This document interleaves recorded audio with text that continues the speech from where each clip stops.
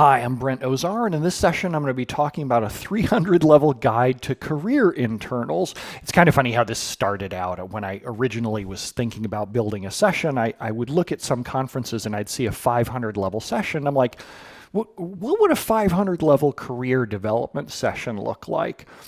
And then I started sketching one out. I'm like, oh, okay, here are the things that I think are kind of important in terms of hacking your career. And I feel like I'm qualified to do that. And I say that because I feel like I'm quote unquote famous. Like I walk into a lot of conferences and people are like, oh, we know you, which usually only happens if either you're doing a really good job or you've completely screwed a job, like you're famous for destroying data or something like that.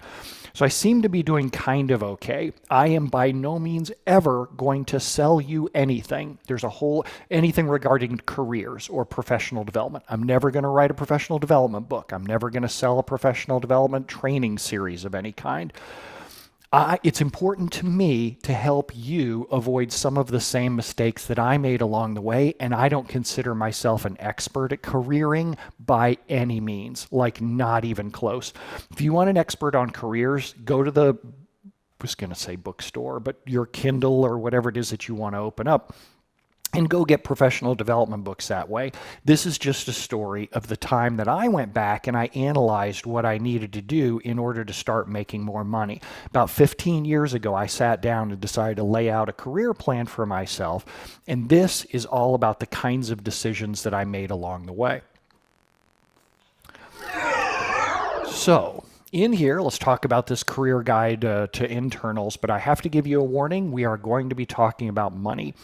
I think that it's rather amusing that in a European conference, there's an American person giving this kind of topic. We're crass, we have no manners, and I'm going to be talking about things that are probably not normally discussed around the dining room table, like, say, salary. But I think about salary in kind of an indirect way. This is my dad. Dad and I went on a vacation several years ago, and this was the pinnacle of something that I'd wanted to do for a very long time with my father. My father had always wanted to see Alaska. He had seen it on TV shows like the Discovery Channel, The Deadliest Catch, and all that. We didn't come from a lot of money. We didn't come from any money. We came from like no money whatsoever. And my dad worked very hard to make sure that me and my sister had the things that we needed. So did my mom. I just don't have pictures of my mom and I on a vacation together that she would be okay with me sharing, because sometimes we both have bad hair days, as opposed to Dad, which is just having a no hair day. But of course, hopefully he doesn't watch this webcast when I say that. Dad could have never afforded to go to Alaska on his own. And it was very important to me over a decade ago when I started planning out my career that I wanted to be able to not just take care of me and my wife, but the people around us who we loved. I wanted to make sure that I could help make their dreams happen. To me, success is really all about taking the people that you love and making their dreams possible, things that they never could have done. This is my dad and I last year in the Isle of Man. Dad had never been to Europe before, and I got the opportunity to spend 10 days with him in the Isle of Man, and it was just absolutely wonderful seeing Europe again through his eyes.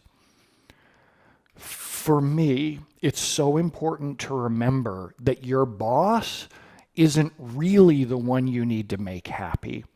You want to work to live, you don't want to live to work, or at least I don't.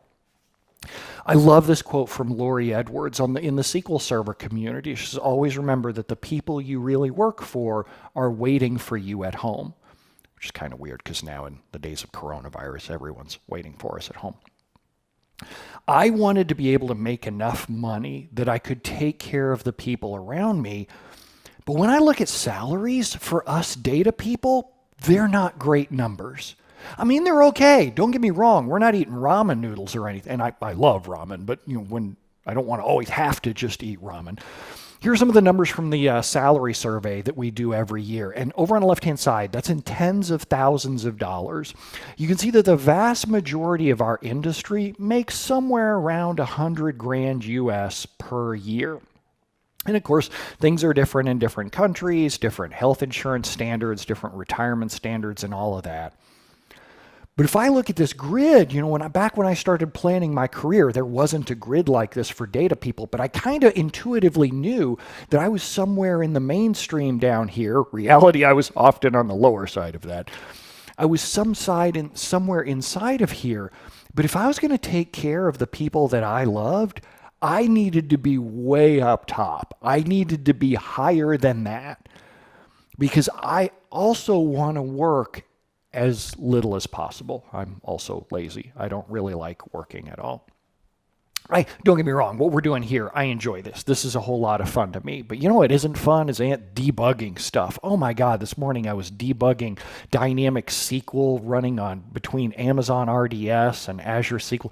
That's not fun to me. It's fun when I cross the finish line, but you know what? I would much rather be sitting on a beach drinking a margarita, reading about last night's episode of Big Brother. I have very bad taste.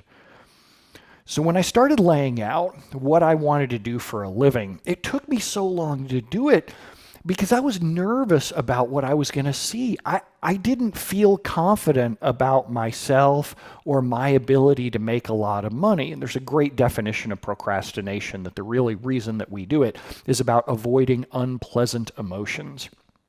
Similarly, when I would think about what I wanted to do in the future in a career, I didn't have any kind of burning fire to get in one specific direction because I didn't know where that direction was. But I knew as I got older, I knew what success meant to me. Success meant doing things that were hard, that I loved, that I could actually cross the finish line on. I didn't want to bang my head against the wall on debugging some script somewhere, and now here I am. Being surrounded by people I admire, working for a company that I respect, fair trade between the hours and the reward, and this is really important to me. There are times when I love working 80, 90 hours a week. There are times when I want to work 8 hours a week. There are times when I don't even want to work 8 hours a week. But I wanted to be able to turn that knob myself. I wanted to figure out, at a new conference I should say dial instead of knob, but there it is, one take, and we're off of here. I wanted to be able to turn that dial myself and figure out how much I wanted to work at any given time, or take 2-3 months off if that was what I wanted to do. This slide, what's important to me on here, this doesn't have to be what you are. Some people for career success, and I'm specifically talking about career success, some people want to save lives. Some people want to teach children how to read. Everybody's got their own different sets of goals. This is what was important to me in terms of my career. Not my family. Of course, you've already seen what's important to me around my family, but the times where I'm working, this is what's important to me. This is what's bad in terms of a career. And I'll let you read that list there to yourself. Job hunting success. How do I get into that career that I want? Job hunting success for me, when I sat down and thought about it, means not job hunting. Oh my God, job hunting sucks. I have been through so many recruiters and piles of resumes. Look, I know that now, today, you know who I am. That's why you're here. You know what my name is. You think that magically when I walk into restaurants, I get free booze and people part the seas and I just get the choice table up at the front and the chef comes out to greet me. No, of course, you know better than that. Nobody really knows me that well. I'm not really famous in the internet sense of the word. But for me, what job hunting success was that people would go, oh, I have this problem. I should hire Brent. And I didn't want to be in competition with anybody else. I wanted them to specifically say, oh, I have problem X. Let me get Brent Ozar involved. I know he knows what he's doing with this problem. If Brent's not available, I'll go find somebody else, y'all. But I just wanted to be the first person that they immediately thought of, and that was what success meant to me. So if I'm going to think, that's the wrong screen. So if I'm going to think about what kinds of work people are going to bring to me, if people are just going to bring me tasks, I want to think about what's the maximum value that I can extract as quickly as possible. Some work gets paid more than others. So I'm going to give you a quiz. And for each of the things that I'm about to tell you about, I want you to think about how much people are willing to spend in order to relieve that pain. At the end of the day, people get their wallet out for pain. So When I ask you these questions, I want you to figure out, are you going to Google it? Are you going to pay 50 bucks for a book? Are you going to spend 200 bucks on a video, 3 grand to go to a class or conference, or 10 grand to just have somebody go do it for you? Question number 1, you're building a brand new SQL server and you want to know how you should configure TempDB. Are you going to pay 10 grand for that? Of course not. How to configure TempDB, you don't really care. You're just going to pick one of these. You're probably going to go see, I'll Google it, how am I supposed to configure TempDB, and you're going to call it a day. No money's going to change hands when you want to learn how to configure TempDB. If you're going to make a career out of it, maybe, just maybe, you're going to spend 50 bucks to read a book, but there's so much stuff out of there, it's just simple and cheap. Next one. Your existing application, it's out in production, it does a lot of work in TempDB, it's slow, and users are complaining.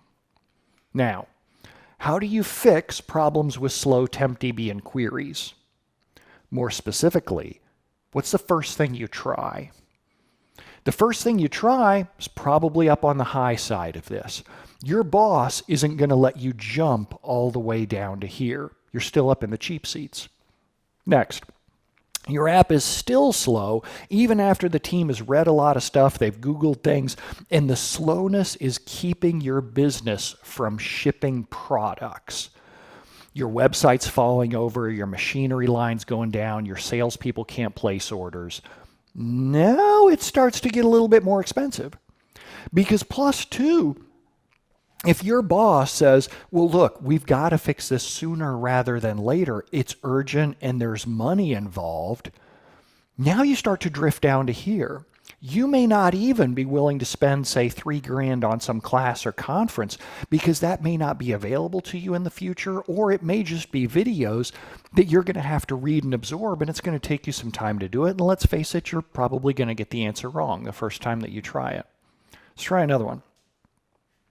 You want to offload your reporting queries to a read-only server, and you want to figure out which SQL server makes the most sense. Is it an availability groups read-only secondary? Is it transactional replication? Is it log shipping? Is it a data warehouse like an ETL process? If you're picking which feature to use, which one do you do? In most shops, the business is going to say, well, the reason that we hired you is that you're the one who's going to do it. We're not going to hire an outside expert. Go get to work. Go start Googling. Go read a book. Go to a class. But say that you implement one of those features and the replication to the reporting server keeps breaking, whether it's an AG, transactional replication, your data, your ETL type tool, and your reports keep showing old data. What do you do in order to fix this?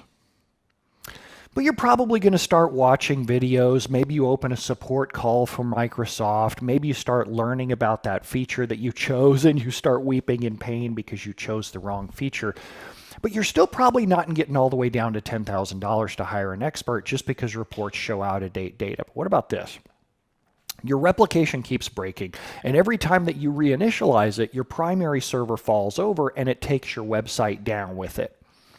This is the point where your boss elbows you out of the way and says, step aside, I've got the platinum card, go get whoever.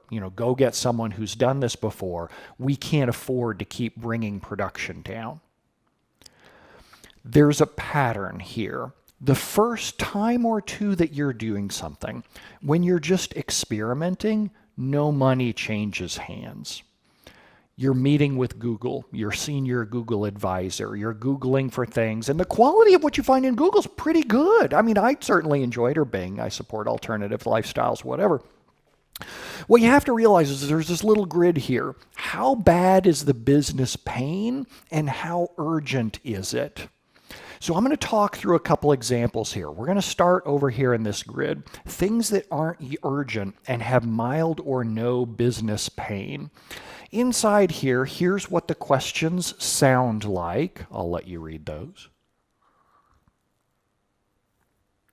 And no money changes hands here. If you want to be known, if you want to build a career as a person who solves non-urgent, mild pains, this is how you do it. You're going to be working at Stack Overflow. You're going to be posting books online type things. You can edit books online now. You can submit pull requests if you want to do that. You can do vendor webcasts.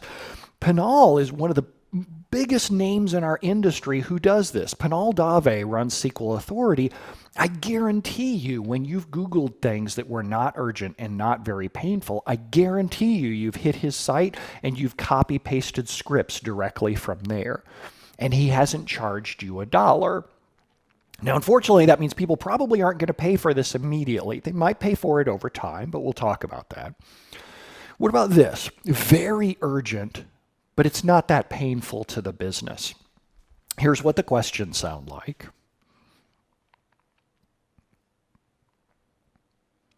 Part of the thing that's interesting here is that who it's urgent to isn't necessarily the people with the money. If you want to be known for fixing stuff like this, or if you just want to do it professionally, if you feel like you're going to be fulfilled by helping people, then there are plenty of options for you to do that. Working Microsoft support is a great example of that. If you want to be used to be solving very urgent pains, but are of a relatively low business value, this is the place where you do it. This is a grind. This never ends. There is an unbelievable, endless supply of idiots with servers. They're not learning, and even when they do learn, they're going on to another job, and there's an endless supply of people behind them building new servers and doing dumb stuff. There's not a lot of money down there. So how about here? For here, now we're talking about non-urgent but severe business pains, things that are longer term. For example, our reports are really slow when we're querying production. We should build a data warehouse. I should buy a boat. Nobody's building a data warehouse in 8 hours. It's just, somebody will do it as a gimmicky kind of thing, but they're not going to build a full-blown production quality data warehouse inside the span of 8 hours. Usually there's a project manager involved. These things take weeks or months just to get everybody on board about how we want to move the data around. Same thing with changing storage. The business knows that they want to improve something, but you're talking about a time span that's going to take years. And there's a lot of money in this, not a little bit. There is a lot of money in this because these things are like wars in foreign countries. They drag on for years. There's billions of dollars involved. And once you get in there, you're like a cockroach sucking the server, sucking the company's wallet dry. You can kind of tell by my tone of voice that that's not my bag. I was in that bag for a while, and I would rather not be anywhere near that bag. That bag smells like liquor and disappointment. So if you want to do that, if that is your bag, that you want to go plant yourself in somewhere and solve a very big business problem that isn't urgent at all, here's how you go about doing that. So their companies hire people in order to do this. You think great communicators, and they bring the great communicators in order to convince these big giant companies, General Motors, the United States Postal Service, Renault, whatever. You're going to go in there with a big flashy song and dance about technology. You're going to be the evangelist for whatever brand new technology you want to bring in, whatever development practices or patterns that you're trying to embed consultants in order to put in. And then you're going to end up with a whole team full of people who are there for a long period of time. You got to make sure not to get distracted. The same kind of thing pops up in online forums too as well. You'll see all the time questions over at Stack Overflow or dba.stack exchange where somebody says, hey, I need to build a data warehouse. What should I do first? Those people have no money. They have no idea what they're doing, and you should just stay as far away from them as possible other than to just type in, here's where to go get a book on the topic that you're interested in. Finally, down here, very urgent, severe business pains. Our SQL Server is falling over and we can't ship products. Our databases are corrupt. Now the money is on fire. It's really funny. I can't tell you the number of times that I've gotten to work with a consulting client, and after we've started work, one of the people on the team has said to me, the boss handed me his credit card and told me whatever it costs, do it. Like that it's so severe for the business, just here, take my credit card, get whatever consultant it is, get them on a plane right now. We need help in the next 36 hours, that they want something immediately. That is very different because the sales cycles are short. There's not a lot of negotiating time as opposed to the last round that we covered where people are like, I should buy a boat. I should build a data warehouse. They're not building a data warehouse based on a 24-hour business need. It's a much longer sales cycle. So if you're going to specialize in this, who do you expect to get for a customer? Large businesses call large businesses. Small businesses like to work with small pain relief. Individuals call other individuals. People who are running, say, General Motors, they're not calling you or me. They're not going to Upwork or Fiverr in order to get their problem solved. Individuals, when you and I have a technology problem, sure, I want to talk to someone inside my network who solves that problem. Large companies keep a whole full team of experts on staff, or they'll hire a big, ginormous consulting firm who can bring in other experts for short periods of time. I'm not saying there's no money here. There is, but you need to be in one of these roles. You either need to be a full-time expert at the large company, or you need to work for a very large consulting company, or you need to work on the support teams at Microsoft, Pure Storage, whatever hardware vendor you want to go work at. Small to mid-sized companies, they don't have enough of these pains. The website's falling over, the SQL Server's falling over, the database is corrupt. They don't have enough of these pains often enough that they're willing to keep a full-time staff on hand to solve these kinds of emergencies. That's where you and I come in. If you want to be a freelancer, a consultant, a short-term kind of consultant, then you can specialize in some urgent, severe business pain. Needs to be urgent, and it needs to be causing the business severe pain.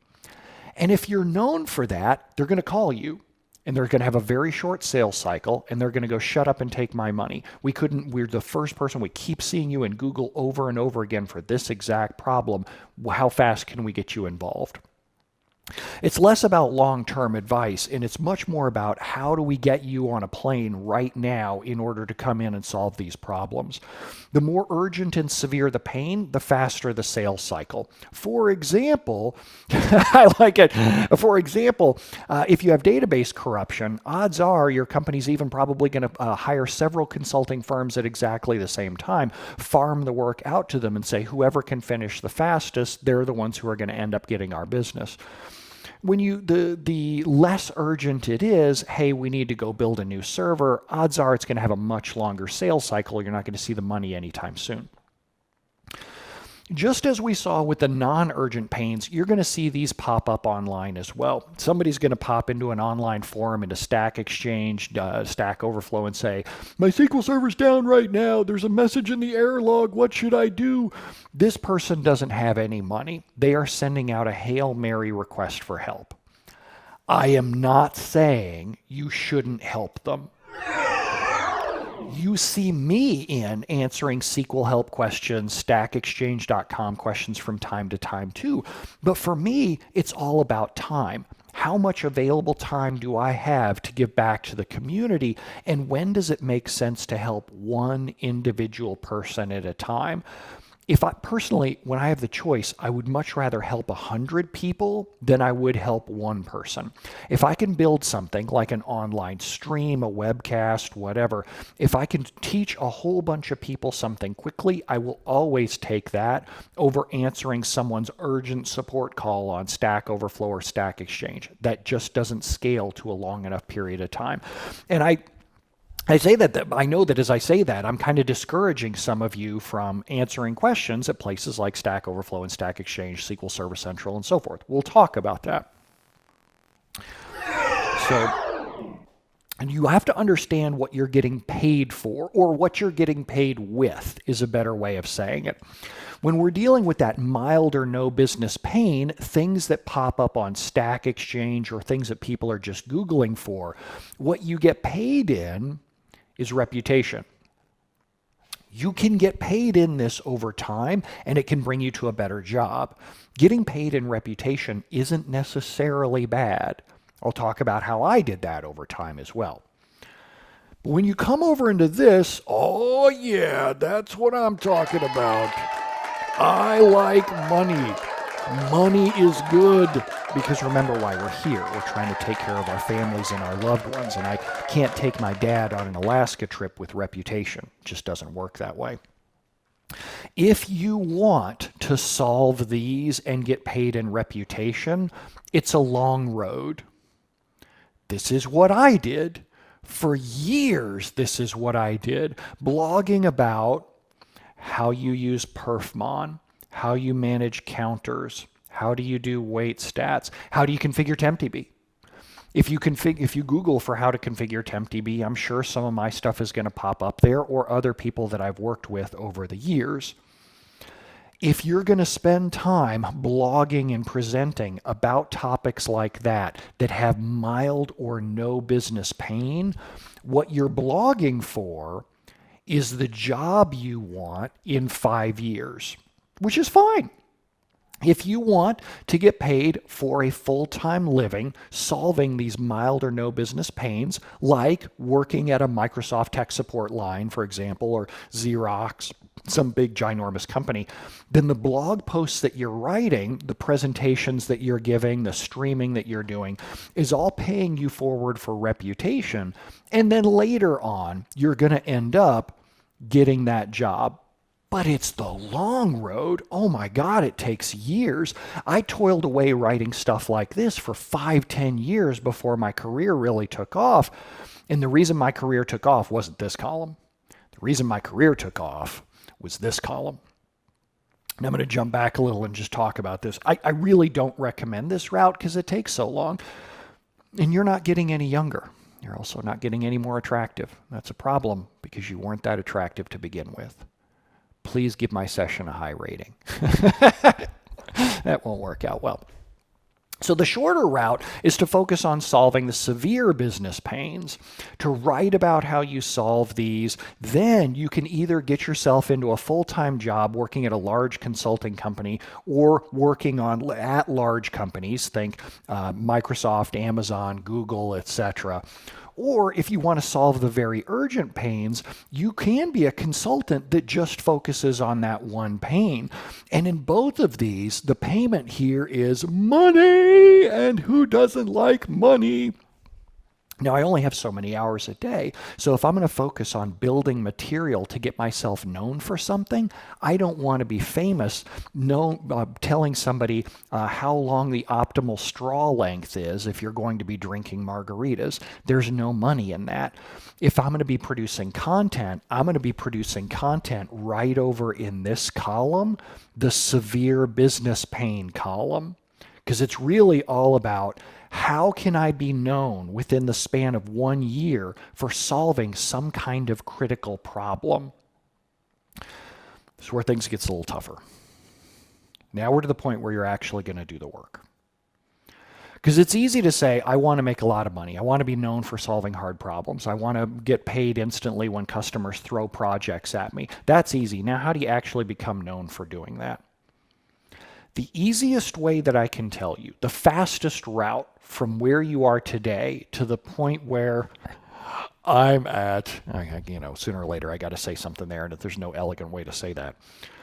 The fastest way to get from where you are today to the point where you want to be, because who doesn't want to be me? Lots of you don't want to be me. I understand. I get it. We all have different tastes. Is to design a path towards something that you want to sell in 1 year. You want to be selling an ebook, a presentation, or an online class. You want people to see the abstract for what you're selling, and I'm going to jump back a slide. It's got to be about this, because if it's about this, remember, no money's changing hands. People aren't spending money for that. It's got to be about this, because when it's about that severe business pain, businesses will look and go, oh, Brent's teaching a session right here around mastering index tuning. It's a 1-day workshop, and when you come out of there, you'll be able to help us solve our indexing problems. Go get in that class. Here's $5 million. And of course, it's not $5 million. I wish it would. I would work even less. Write a plan to build that thing inside the span of a year and then work that plan. Your peers are going to tell you about all kinds of other, you should check out the new flux capacitor. You should spend some time reading about the G Golly Whiz Bang 2000. But you don't have much time. Derek Sivers has a brilliant post. Derek says, it takes many hours to make what you want to make. The hours don't just suddenly appear. You have to steal them from comfort. Whatever you were doing before was comfortable. This is not. This will be really uncomfortable. This really rings true for me. And let me tell you how I did it a little bit, and I'm going to talk a little bit more about it in my second SQL Bits session. When I first got started doing this, about 15 years ago, I sat down in a cafe in Lincoln Road on Miami Beach, and I wrote out the plan for how I wanted to get from where I was today to the point where I could sell something, where I could do like a one-day pre-con. When I sketched that out, I then made a little calendar and I looked at my time. And I said, okay, how much time do I have per week? And in the short term, you got to work more if you want to work less in the long term. And depending on how long you want to work, that short term may be really long. I've been busting my butt for like 10 years now. You know, what's the old joke? Why work 40 hours a week for somebody else when you can work 80 hours a week for yourself? Derek's talking about if you want to build something like a one-day workshop, a training class, a blog series, a webcast, whatever, you're going to have to put in the work to do it. And putting in the work to do it, you're going to have to just look at a calendar and go, what are the hours every week? Not once a month, every week. What are the hours every week where I can make progress towards that goal? For me, every weekend, today happens to be a weekend, the way that my wife and I's calendars work. I'm not working today. It's 7:34 a.m. in San Diego as I record this. My wife doesn't get up till 9 a.m. So my hours between like 5 a.m. and 9 a.m. are mine. I can do anything that I want and I don't feel guilty. I don't have to worry about it making money, paying me back, whatever. So those hours, for the longest time that we've been together, between like 5 a.m. and 9 a.m. on the weekends has been my time to go build something forward. So that told me if I only have 5 a.m. to 9 a.m. and I only have it Saturday and Sunday, that's 8 hours a week, and that's it. So if I'm going to sketch out a plan to go from zero to having a workshop already that I can sell, I can kind of back my way into it and go, all right, here's how many blog posts I have to write in that time span. Here's how many slides per day that I have to kick out. And it's just math. It's just how much can I actually kick out in the short time that I have. And then I got to make progress towards that goal. I know a lot of people who through the years, through the SQL Server community that I've met, who have said, oh, I want to have a workshop. I want to have a training class. I would like to have a book. I'm smart enough. I should be able to do all those things. Sure you are. But can you make the compromises necessary in order to set the time aside to actually do the work? There are a whole lot of blog posts and workshops out there where the first 3 pages are done and the rest are not. My goal of this session is not to get you to start doing work. I actually am okay if none of you ever do the work for this. Because there's a second goal of this session. It's not just about telling you what you would need to do to plan out your career to get somewhere. It's also to tell you this is what success looks like. If you wanted to build a training class, an ebook, a book, a webcast, whatever it is, that's what the finish line looks like, is you've got to map out all these hours that you're going to put in. And if you don't have that time, or if you have family commitments or work-life commitments, whatever, that's okay. Feel comfortable in doing that, but define what success looks like for you so you don't feel guilty. I never wanted to run my own company. I always wanted to be an employee of someone else. I like stability. I like health insurance taken care of by somebody else. Over in America, we have all kinds of interesting problems. But that's why I started right at the beginning of this session of explaining here's what success looks like to me. In order for me to take care of my family in the way that I wanted to take care of them, doing things like taking them on vacations, getting them certain kinds of gifts and whatnot, I had to go above and beyond in order to work that time problem out and work my rear end off. So now, having said all that, think about where you're going to work towards.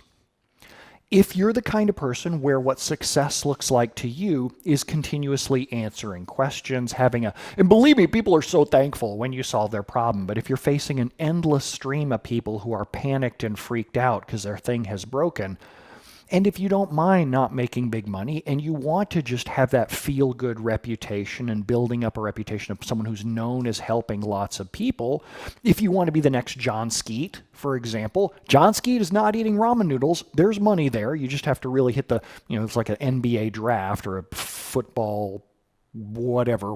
By the look, I don't know a lot of football players, and I know that we're going to stop there. So you can get there. It's just that you're going to have to work a help desk or answer Stack Overflow questions continuously for a long period of time. And you got to understand that you're not going to get really rich doing that. It's going to take endless years before anybody even knows who you are. Next up, if you want mild or no business pains that aren't urgent, go write blog posts. Pinal is such a great example of that. Everybody here knows who Pinal is. Everybody has seen his face on SQLauthority.com. I've been around him when he walks into conferences and people are like, I know you. That huge reputation, this is how you do it. Severe business pains, if you want to do severe business pains but not very urgent, typically you're going to be working on a large consulting company, like you're going to be working for some GE, big giant firms. I don't know why, all the firms that I always think of are like broke or out of business. I always think Enron. I don't know why that is, but I grew up in Houston around that. Didn't grow up, but I was in Houston around that time, so I always think of Enron. Or very urgent, very urgent and very severe business pains. If you want to make money and start your own shop, if you want to hang out your hat and make money directly, this is the way that you do it. Focus on severe business pains that are very urgent.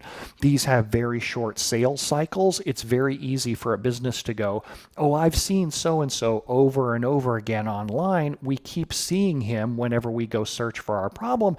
It seems that he's the right person to hire. Let's go bring him in. Now, this dictates what you want to learn. Because the other problem that you and I face is that we're living in an amazing time for data and for computing. I am constantly amazed. Reading stuff like Hacker News, there are so many things that I want to go learn. I want to learn everything. But I can't. Even in every new version of SQL Server, we're so blessed that in every new version of SQL Server, there are more features. Machine learning, Linux, Kubernetes, Python, R. It just goes on and on every single version. So what are you going to focus on? Remember how we talked about, switch over here. Remember how we talked about you have a very limited runway. You've only got, say, 1 year if you're going to build out an entire training class. And in the time that you build it out, you're going to be learning about it. You're going to be writing about it. You're going to be sharing what you know, trying to become famous for that particular topic so that when companies have a problem with it, that they Google and find you directly, and then they want to get out the credit card. However, if you're going to do all of that inside the span of a year, there's also a ticking time bomb on the technology itself. And here's what I mean by that. For every technology, and I'm just going to pick one just because it's there, Kubernetes, SQL Server on Kubernetes. If you're going to work on Kubernetes, what if it doesn't get widespread adoption within a year? What if it doesn't get adopted by profitable businesses? What if it doesn't have urgent pains? What if it works well enough right out of the box? Or what if businesses aren't running production on it, so the business pains aren't urgent, like they're using it just for development?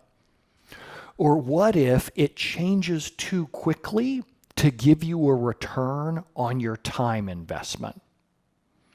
That's a really interesting one for me because I know about another presenter who ran into problems with it, and I'm going to tell you his story. Switch over here. Change my little white balancing on the camera to get that a little bit more. There we go. No, that doesn't work at all. Hold on a second here. Let me switch that around. Come back to this one. So I talked about you have a year, right? You have 1 year from start to finish, assuming that you want to see progress within a year. You want to like be able to ship something within a year. You have 1 year. So this person that I knew built a training course around rapidly evolving technology, a technology that was changing all of the time and had a lot of business interest at the time. Businesses were like, we got to go in production on this. This buzzword's amazing. Let's get some of that buzzword as quickly as possible. So this person built a training course around that buzzword technology. And by the time that that person finished the training course, it was out of date because the technology changed so fast. I know you've done it just like the rest of us. You've gone and Googled something. You've watched a YouTube video. You've watched a Pluralsight class.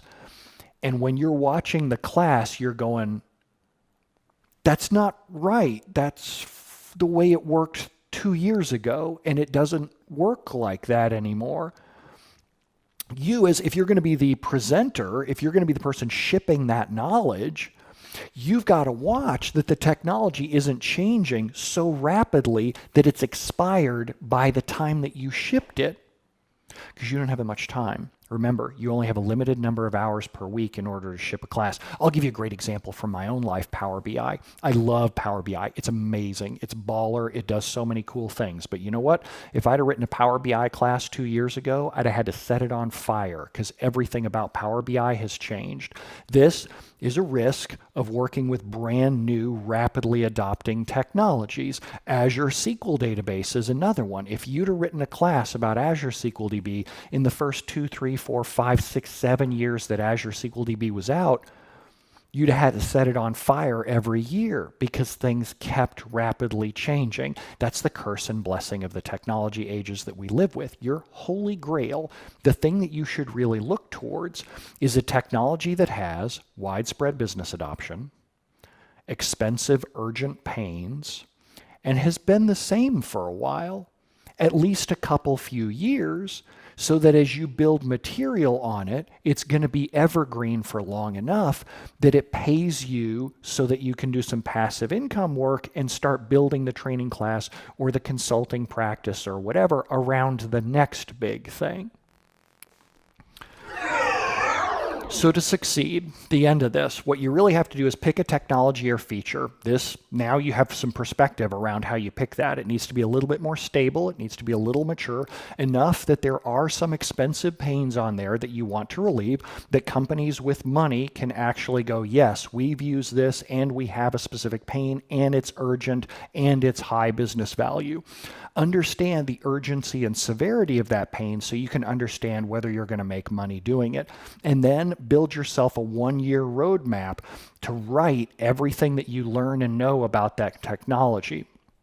Remember that the whole reason you're doing this is for your own personal success. Whatever your own personal success is. For me, it kind of sounds backward, but I want to work as little as possible. I want to get to the end as quickly as I can. Doesn't mean that I want to retire full time. I don't mind working just to some short periods of time, but I want to be able to take lots of time off each year with my family and goof off as much as I possibly can. That's what success meant to me, and that determined the choices that I made. And the one set of words that I'd leave you with are Laurie Edwards. Remember that the people that you work for are waiting for you at home. There's probably never been a more appropriate time to say that, given everything that happens in the world. But don't miss a chance to spend some time with the people that you love.